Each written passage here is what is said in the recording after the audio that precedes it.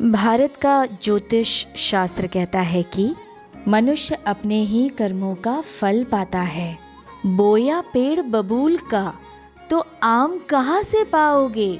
आइए इसे एक कहानी के माध्यम से समझने की कोशिश करते हैं। एक ज़माने में एक बहुत ही ज्ञानी राजा हुआ करता था, जिसकी बुद्धिमानी के चर्चे दूर दूर तक फैले हुए थे, जो होशपूर्वक हमेशा उचित और सही कर्म करने में विश्वास रखता था। वो कर्मयोग को ही पूजा मानता था और कर्मयोग की शिक्षाओं का उचित पालन किया करता था। वो अपने राज्य में कर्मयोग की शिक्षाओं का प्रचार भी करवाया करता था। फिर एक दिन राजा ने सोचा कि कर्मयोग की शिक्षाओं का पालन उसके अपने दरबार के लोग कर रहे हैं या नहीं, ये देखा जाए।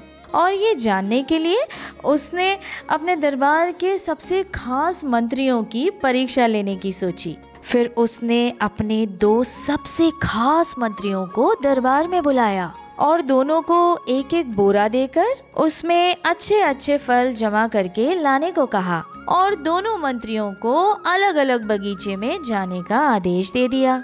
दोनों मंत्री ये अजीब सा आदेश सुनकर सोच में पड़ गए। अब पहले मंत्री ने सोचा कि क्या पता राजा जी को मेरे हाथों से चुने हुए बढ़िया अच्छे अच्छे मीठे मीठे फल खाने की चाह जागी होगी।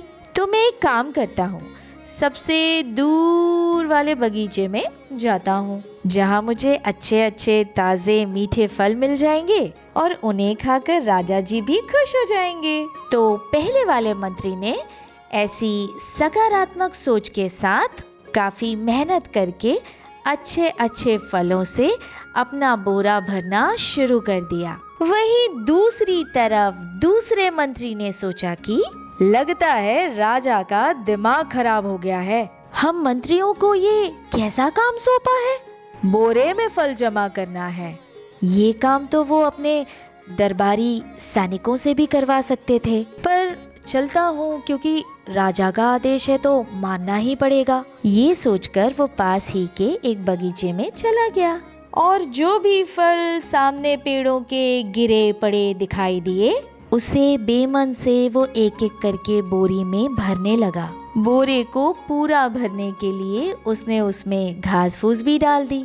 उसने सोचा कि राजा कौन सा एक एक फल निकाल के देखने वाला है, उसे तो सिर्फ बोरी भरने से मतलब है। तो फिर जल्दी से बोरी भरकर वो राजा के सामने हाजिर हो गया।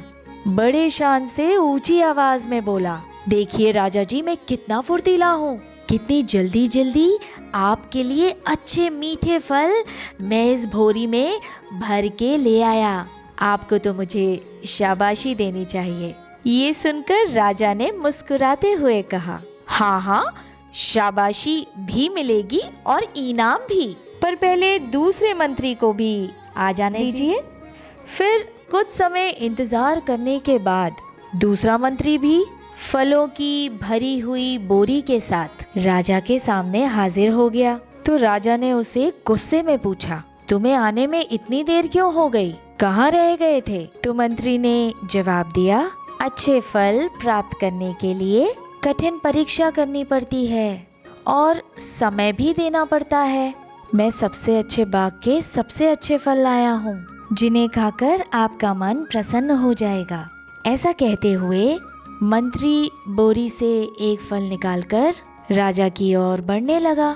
तभी राजा ने सैनिकों को आदेश सुनाया, सैनिकों, इन दोनों मंत्रियों को अपनी अपनी बोरी के साथ 15 दिनों के लिए कारावास में डाल दिया जाए और इन 15 दिनों में इन्हें खाने पीने की कोई भी चीज़ नहीं मिलनी चाहिए।